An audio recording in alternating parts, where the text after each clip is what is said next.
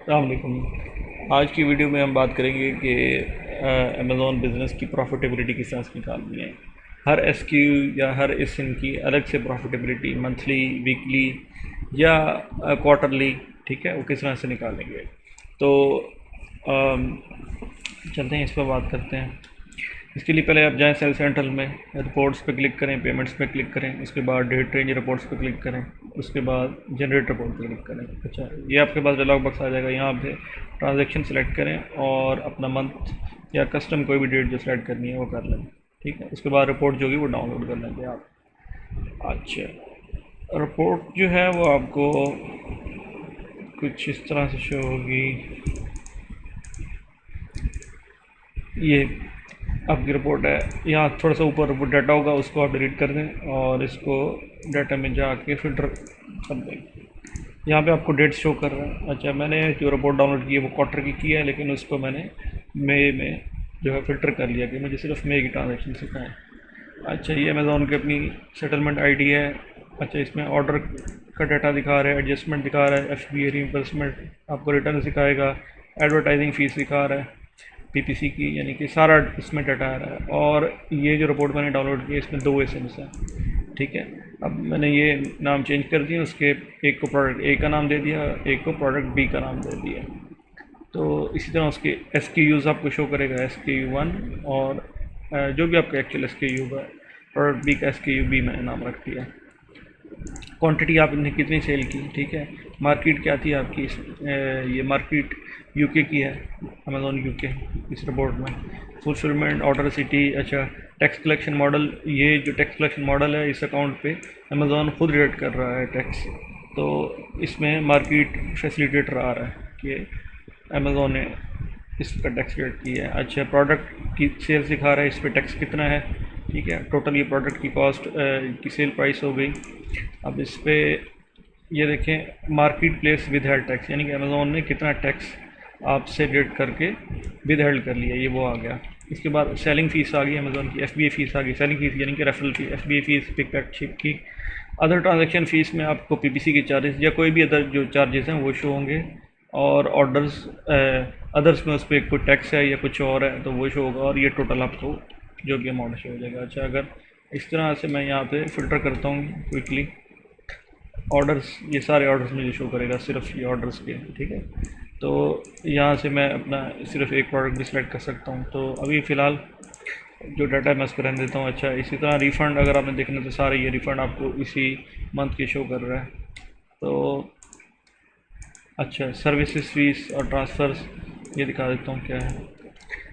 Services fees, advertising fees, transfer जो आपके account में जो है पैसे ट्रांसफ़र हुए हैं उनकी डिटेल्स होगी, और इसकी डिटेल एंड में जाके होंगी। देखें, ये आ रही है।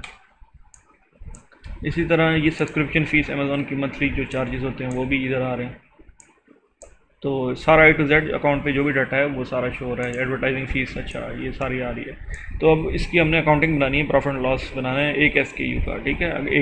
एक का बनाएंगे। अगर आपके अकाउंट में एक ही एस के यू है तो फिर तो बिल्कुल सिंपल है, लेकिन मैंने ये सिलेक्ट किया ताकि थोड़ा सा कम्प्लेक्स हो जाए और आप अलग अलग एस के यू का प्रॉफिट निकाल सकें, किस तरह से निकालना है। तो इसके लिए जो डाटा है उसको मैं फ़िल्टर हटा देता हूँ फ़िलहाल। अब ये सिर्फ मई का डाटा आ रहा है, ठीक है। यहाँ से मैं गया इंसर्ट में और जो पिवट टेबल इंसर्ट कर दिया। अब पिवट टेबल ये मैंने यहाँ पे सेलेक्ट किया हुआ है, तो मैं इसको अब जो है डिटेल्स बता देता हूँ कि क्या क्या मैंने यहाँ पे ऐड किया हुआ है। पिवट फील्ड्स में एक तो आपने फ़िल्टर्स में एसक्यू रखना है, रॉज में आपने टाइप और डिस्क्रिप्शन रखनी है, और ये जो वैल्यूज़ हैं ये मैंने लिख दी हैं, ठीक है। पहले में आपने एसक्यू डालना है, दूसरे में आपने प्रोडक्ट सेल्स, तीसरे में अच्छा, ये भी मैंने डाल दिया कि इसका जो है सम डालना है या काउंट डालना है, ये सारी मैंने शीट के अंदर जो है लिख दी हैं। तो अब मैं आपको इधर से दिखा देता हूँ कि डालते किस तरह से हैं। कोई भी आप फील्ड यहाँ से पकड़ेंगे, जिस आपने कॉलम में डालनी है वो डाल देंगे, ठीक है। जो है इसको फ़िल्टर में डालने से ऊपर ये फ़िल्टर में आ रहा है। अब यहाँ पर अगर मैं एक एस के यू का देखना चाहूँ, दोनों का देखना चाहूँ, या ब्लैंक का देखना चाहूँ जिसकी एस के यू फील्ड ब्लैंक है, तो यहाँ पे ज़रा क्विकली आ जाते हैं। अच्छा, अब ये पूरे अकाउंट से दिखा रहा है। पहले ऑर्डर्स हैं, ठीक है। प्रोडक्ट ए के ऑर्डर्स की टोटल सेल्स दिखा रहा है इतनी है, इस पर टैक्स इतना है, तो टैक्स मिला के टोटल ये इतना बन जाएगा, ठीक है। इसी तरह प्रोडक्ट बी का है, फिर उसके बाद सेलिंग फ़ीस है, ऊपर मैंने डाली हुई है FBA फ़ीस, ये आ गई। अदर ट्रांजेक्शन चार्जेस अगर कोई हैं तो, और ये सम ऑफ अदर्स। अच्छा, यहाँ पे एक चीज़ मिसिंग है, वो मैं आपको दिखा दूँ, सम ऑफ टोटल, ठीक है जी, ये टोटल आ गया। ये बार बार आ जाता है, इसको अगर आपने रिमूव करना तो यहाँ फील्ड लिस्ट से रिमूव कर सकते हैं, फिर दोबारा इसको शो करना है ये टैब को तो इधर से शो हो सकेगा। अच्छा, तो इसकी जो रिफंड्स हैं वो आ रहे हैं सर्विसेज फ़ी में, एडवर्टाइजिंग कॉस्ट और सब्सक्रिप्शन कॉस्ट आ रही है। अच्छा है, अब ये एडवर्टाइजिंग जो कॉस्ट है, जो ये PPC की कॉस्ट है, ये किसी स्पेसिफिक SKU के अगेंस्ट नहीं दिखाता, ठीक है। इसकी जो है ना डिटेल निकालनी है हमें कि किस SKU या SIN पे कितनी एडवर्टाइजिंग हुई है। तो उसका जो तरीकाकार है, आप एडवर्टाइजिंग डैशबोर्ड में जाएं, बिलिंग एंड पेमेंट्स में जाएं, ठीक है। वहाँ पे अपना जो है कस्टम पीरियड सेलेक्ट कर लें, या अगर आपको कस्टम पीरियड में कुछ नहीं शो हो रहा तो फिर टैब्स मूव करके पहला, दूसरा, तीसरा, चौथा अपने आप जिस पीरियड की रिपोर्ट लेना चाह रहे हैं वहाँ पे चले जाएं। अच्छा, यहाँ पे आपको ना जो है ना बहुत सारी रिपोर्ट शो रही होंगी, यानी कि पूरे जो है मंथली रिपोर्ट नहीं होती है, ये कुछ दिनों की रिपोर्ट होती है। तो आप देख लें, फ़र्ज़ करें आप ये जुलाई का डाटा देख रहे हैं, तो जुलाई की जो रिपोर्ट्स है वो निकाल लें। मैंने जो है वो दिखाने के लिए, अच्छा, ये रिपोर्ट्स आपको ना सारी शो करेगा। यहाँ पे आप इनवाइस पे क्लिक करेंगे तो आपको के पास डिटेल्स आ जाएंगी। अब वो इस तरह से होंगी। अब ये इनवाइस है 17/5 की, ठीक है। इसमें इस तरह से स्टार्ट में दिखा रहा है कि टोटल 600 डिडक्ट हुए हैं। थोड़ा सा नीचे आएंगे तो आपको वो पोर्टफोलियो दिखाएगा, अगर आपने पोर्टफोलियो बनाए हुए हैं तो। वैसे तो हर प्रोडक्ट के लिहाज से आपके पोर्टफोलियो होनी चाहिए कि हर SKU अलग अलग पोर्टफोलियो में हो। अगर नहीं है तो फिर आपको कैंपेन्स के नाम शो करेगा, वैसे भी शो करेगा। अगर आपके पास पोर्टफोलियो नहीं है तो कैंपेन्स के नाम से आप उनको आप अपनी एडवर्टाइजिंग कॉस्ट को ऐड कर लें कैलकुलेटर से या शीट में जाके। तो यहाँ पे मैंने पोर्टफोलियो बनाया तो मुझे ये पोर्टफोलियो वाइज दिखा रहा है कि प्रोडक्ट ए पे आपने 438 लगाया, प्रोडक्ट बी पे आपने 62 लगाया, टोटल वैट के बगैर हो गए 600। अब नीचे एंड में जाके आपको ये वैट शो करेगा कि वैट कितना है। तो कैंपेन चार्जेस ये 62 तो दूसरे के दिखा रहा है, उसके नीचे एंड में जाके टोटल चार्जेस जो है वो 500 हो गए, एडजस्टमेंट कोई नहीं है, और ये 20% वैट वो यूके में डाल के तो टोटल अमाउंट जो डिडक्ट हुई वो हमारी हो गई 600 एंड समथिंग, 600.19। तो ये क्योंकि सेलर सेंट्रल से हुई है, इस वजह से ये ड्यू अमाउंट इसमें कोई नहीं है। अच्छा, तो इस तरह से ये सारी रिपोर्ट्स आपने जो भी पीरियड है आपका, फ़र्ज़ करें आपका अप्रैल है या जून है, सारी रिपोर्ट्स का इस तरह से ये इनवाइसेस खोल लेनी है या डाउनलोड कर लेनी है, ठीक है। और इसमें आपने ये नोट कर लेना है कि उसका वैट कितना है और एक्चुअल चार्जेस कितने हैं। इसके अलावा पर कैंपेन या पर SKU वाइज आपने यहाँ से डाटा ले लेना है। अब उसको यूज़ कहाँ पे करना है वो मैं आपको दिखाता हूँ। अच्छा, फ़िलहाल यहाँ मैं आता हूँ जो है पिवट टेबल में, यहाँ पे मैं SKU A सेलेक्ट कर लेता हूँ। अच्छा, इसके बाद ये जो है प्रॉफिटेबिलिटी की शीट बनाई हुई है मैंने। यहाँ पे पहले तो मैं सेल्स रेवेन्यू लिखूँगा कि यूनिट्स कितने सेल हुए हैं। तो सेल्स यूनिट पे आता हूँ।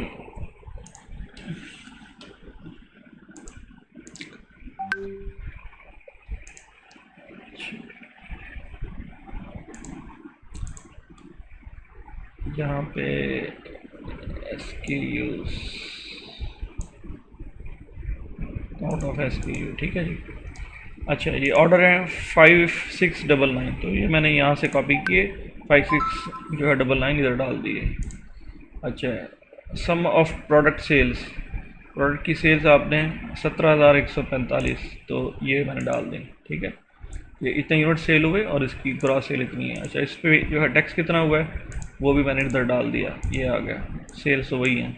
अच्छा, इन दोनों को यहाँ पे डाल दें, ऐड कर दिया, इन दोनों का सम जो है वो ये आ गया कि हमारे टोटल जो है ग्रॉस रेवेन्यू हो गया।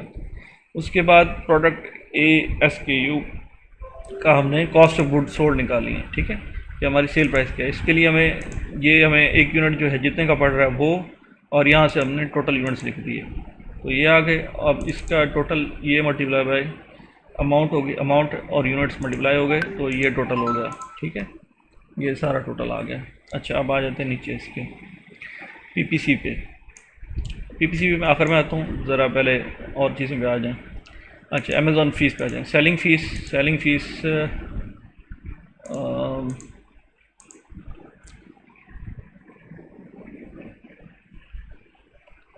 ये देखें जी, ये सेलिंग फ़ीस है ऑर्डर की, और ये रिफ़ंड हुए उसमें से, तो ये सेलिंग फ़ीस आ गई -3100।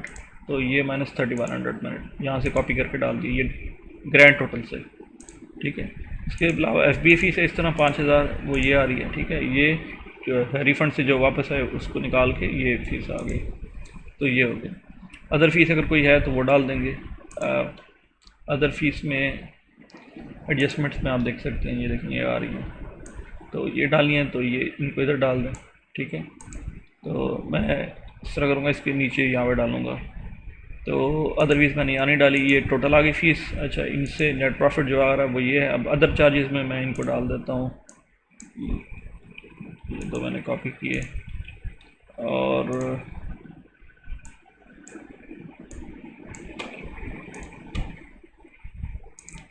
ये हो गया, ठीक है जी, ये 3 हो गए। उधर डालना चाहें तो उधर डाल सकते हैं आप। तो ये इस तरह से आपके चार्जेस आएंगे। अच्छा, ये ख्याल करना कि क्योंकि ये रिटर्न में आए हैं तो ये इससे लेस होने चाहिए, तो बेहतर ये इनको उधर ही डालें आप।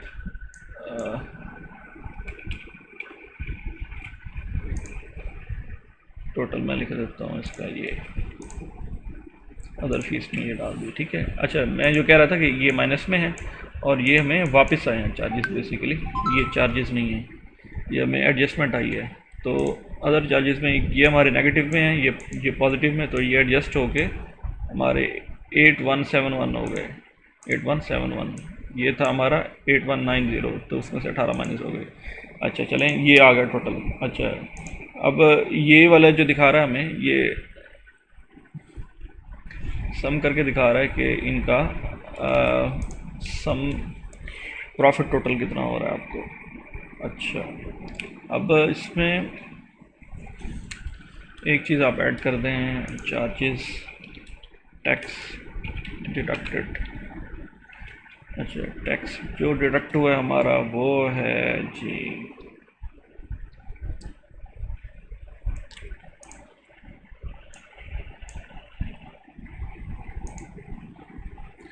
सम of product sales tax,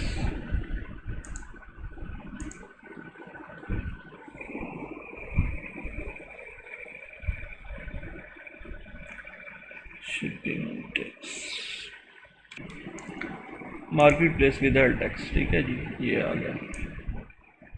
market place का टैक्स जो है हमारा टोटल रिटर्न्स निकाल के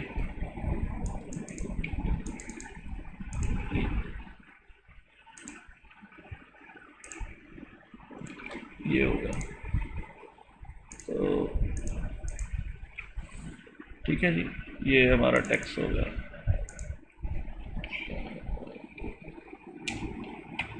अच्छा, अब हमने नेट प्रॉफिट जो निकालना है टोटल,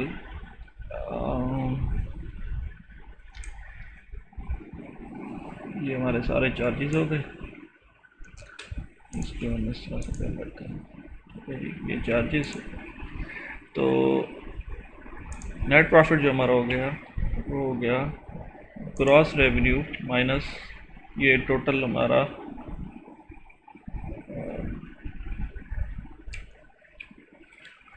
यहाँ पे हम और फील्ड ऐड कर देते हैं ऊपर उधर।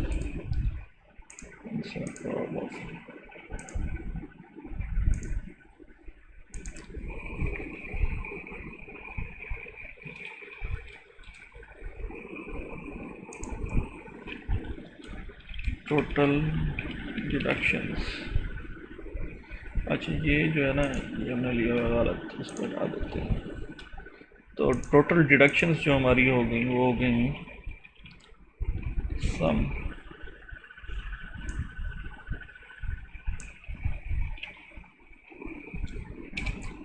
टोटल कॉस्ट, सॉरी ये हो गई टोटल कॉस्ट 14,000। अब नेट प्रॉफिट जो हो गया वो हमारा हो गया ये माइनस टोटल कॉस्ट। अच्छा, ये हो गया। अब हम आ जाते हैं पीपीसी पे। पीपीसी में आप कस्टम ट्रांजैक्शंस में अगर जाते हैं तो ऑर्डर टाइप अगर मैं आपको यहाँ से दिखाऊँ, सर्विसेज फीस ये आ रही हैं सारी। पीपीसी के चार्जेस जो हैं, कॉस्ट ऑफ एड, यहाँ से अगर मैं सब्सक्रिप्शन हटा दूँ, ये हैं टोटल इस टाइम में जो पीपीसी हुई। ठीक है, अब आप इसको यहाँ से कॉपी कर लेंगे और इसके बाद इसको लेके जाएंगे इधर, यहाँ पे पेस्ट कर दें। यहाँ पे ये पेस्ट हो गया। डेट्स भी कॉपी कर लें यहाँ से, यहाँ पे डेट्स पेस्ट हो गए। अच्छा, अब हर डेट का आपने जो यहाँ से रिपोर्ट डाउनलोड की है पीपीसी की रिपोर्ट ये डाउनलोड किया आपने। अच्छा, ये है 17/5 की, तो मैं आपको दिखा रहा हूँ कि 17/5 का डाटा किस तरह से ऐड करना है। 17/5 में 438 जो हैं वो प्रोडक्ट ए के हैं और 62.16 प्रोडक्ट बी के हैं। तो इसमें 438 62.16, ठीक है जी। अच्छा, टोटल हमारे थे 500.16, जिसमें से इस प्रोडक्ट के इतने हैं, एस के यू बी के इतने हैं, टोटल हो गए 500। अच्छा, इन पे सेल्स टैक्स है 100, यहाँ से हमने लिया टोटल सेल्स टैक्स ये है 100.03, तो 100.03 इस पे टैक्स है। अच्छा, ये मैंने इसका फार्मूला लगाया हुआ कि इसकी जो है रेशो निकाल के आप जो उसकी टोटल एक्सपेंसेस हैं उस लिहाज से ये डिवाइड कर रहे हैं, तो इस फार्मूले को नीचे तक हम ले जाते हैं। अच्छा, अब ये कह रहा है कि इसमें शेयर जो है वो एस के यू ए का 87 है सेल्स टैक्स में। ठीक है, तो ग्रैंड टोटल इस तरह इसका हो गया। ग्रैंड टोटल आपका हो गया PPC charges plus sales tax. ठीक है, तो ये आपका ग्रैंड टोटल आ गया इधर। अच्छा, ये डाटा नहीं है तो यहाँ से मैं इसको डिलीट कर देता हूँ। तो ये देखें, एरर एडजस्टमेंट कुछ नहीं आ रहा। अब इस तरह से ये सब यहाँ पे एरर आ रहा है, इसका मतलब आपने यहाँ पे डाटा एडिट फर्ज करें इसका है, मैं एक वो डमी इसमें डाला हूँ 250 इसके हैं और बाकी 251 अभी ये कह रहा है कि बाकी अभी बैलेंस है, तो ये मैं कह देता हूँ ये प्रोडक्ट डी का। ठीक है, ये कह रहा है ठीक हो गया, अब कोई एरर नहीं। अच्छा, लास्ट वाली इनवॉइस में, चौथी इनवॉइस में इस तरह 500.47 मैं कहता हूँ सारे प्रोडक्ट एक है, प्रोडक्ट बी का 0 है, तो ये अब कंप्लीट हो गया। एस के यू ए का टोटल एडवर्टाइजिंग कॉस्ट ये आ रही है, टोटल टैक्सेस पे ये है, सॉरी ये है, और जो ग्रैंड टोटल आ गया वो हमारा 1786, ये हमने पीपीसी के लगाए हैं। अच्छा, अब आ जाते हैं ऊपर, मैंने पीपीसी का जो खाली छोड़ा हुआ था ये। अच्छा, ये है Amazon PPC excluding VAT PPC कितनी हुई है टोटल, वो हम यहाँ से ये वाला टोटल, ठीक है, ये उठा के यहाँ डाल देते हैं। कॉपी, यहाँ पे इसको इज इक्वल टू ये कर दें। ठीक, ये आ गया। इसके बाद वैट कितना हुआ टोटल, ये एस के यू ए का वैट है, तो ये मैंने इज इक्वल टू डाल के उधर वो डाल दिया। तो यहाँ पे आपका ये टोटल उसने बता दिया कि आपका टोटल जो है ना 1786 लगा है, ये देखें। ठीक है, ये पीपीसी की कॉस्ट आ गई। तो अब टोटल इस एसकेयू पे हमें जो प्रॉफिट हुआ है वो है 4321।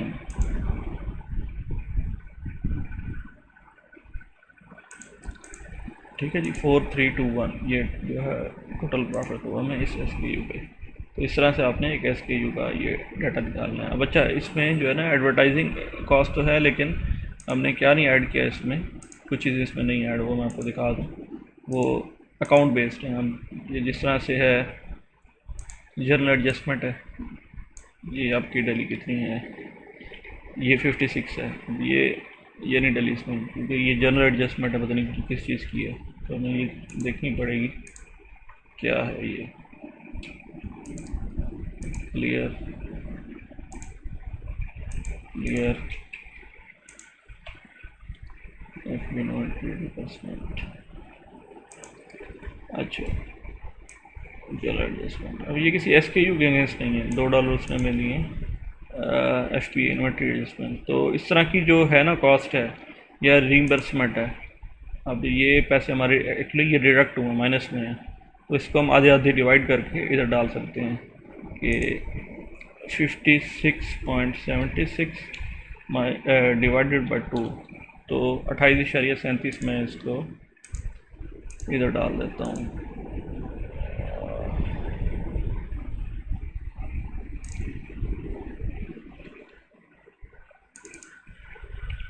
इसमें